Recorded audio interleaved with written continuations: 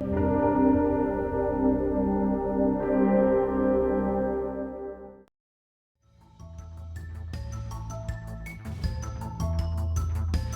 far as I can remember, my fantasy is a big part of my personality. I know that my mother, she told me that when I was very young, 4 or 5 years old, my father entered the house and I said, take care, you're stepping on my dog. But we didn't have a dog. But it was my fantasy dog he was stepping on. And I know that I was always building up my own fantasies, and in photography as an art for a long time. You have seen 30 years now that documentary, photographing the reality was the main attraction, and I always photographed the reality translate into my fantasy. I think when a photographer or an artist makes his personal work, it should be going about what is moving him in his life at that moment. So that can change throughout your life. You know, when I was young, I was far more, let's say, aggressive or sexual obsessed, or you know. And then you give a translation. You should give a translation of what is moving you in life. And then looking back, I can see that it's reading like a kind of a diary. I don't like straightforward comments because it's getting too political and too one-dimensional. The older I get, the more I try to make a dialogue with my work. So I want to challenge you as a viewer to make your own story or to make you think, and not to, you know, to glue my opinion in your face, but just to say, okay, let's start a conversation about what's going on.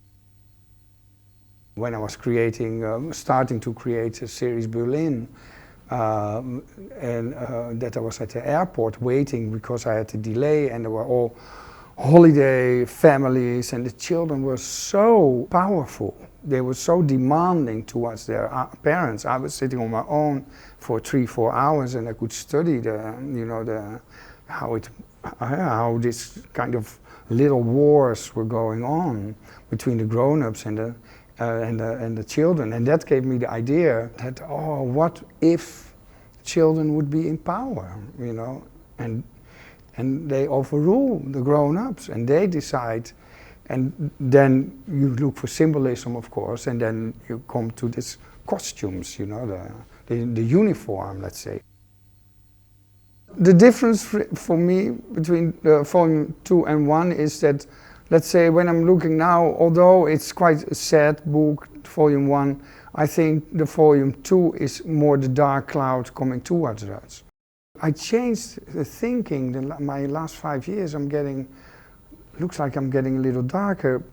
I see I'm getting sadder and wiser in a way, and also worrying more about, especially in my last 5 years, about a thundering cloud that's coming towards us in political sense, but also environmental, and I always want to give a comment on the situation in the world as I see it. Well, I think this is a basic kind of emotion, melancholy, in my life. You know, it is for many people, I think.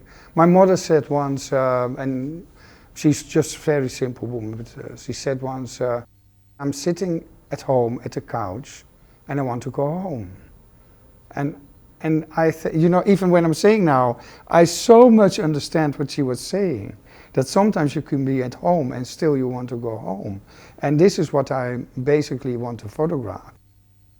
You have to know, when you do stage photography, you have to invest a lot of money because I have to build the set and I have to create clothing, has to be created, the hair, the makeup.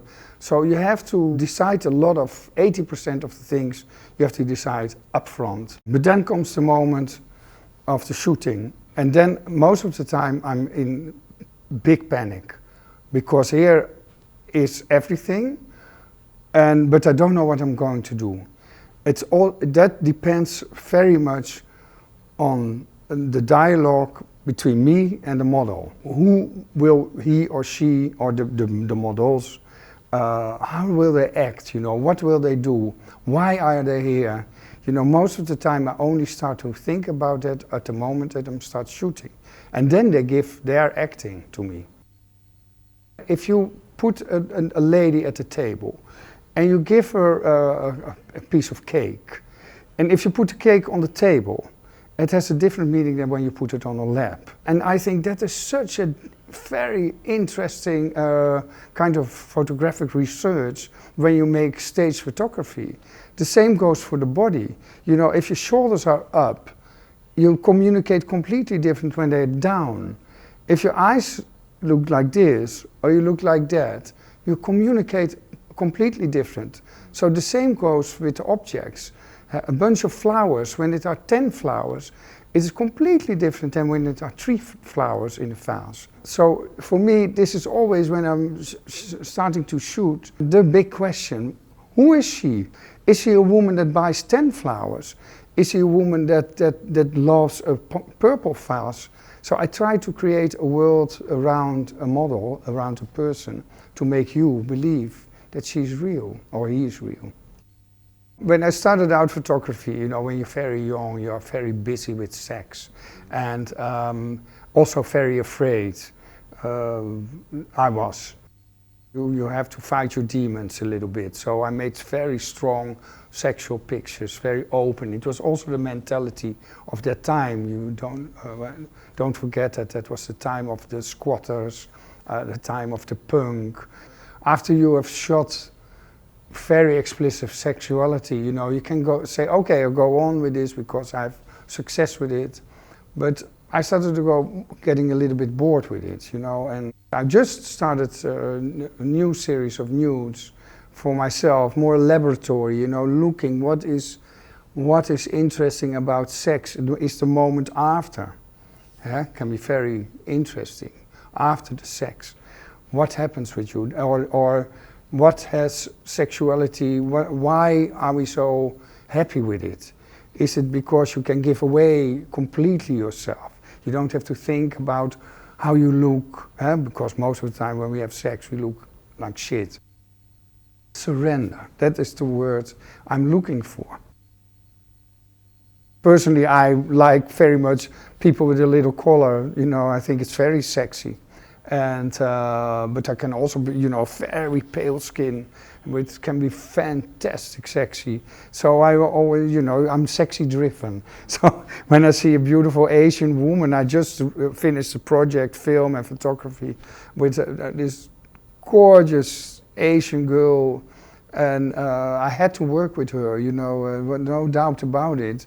And I'm gay as hell, but I go for beauty. That is, let's say, the first thing, that you look for the beauty. In my earlier days, when I made a lot of nudity, you know, I was fascinated by the tone, you know, tone on tone.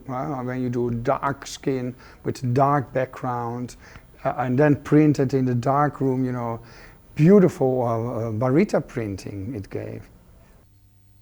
I think that as you make your free work, your own projects, you can do whatever you want, but I like to stand on the shoulders of generations before me.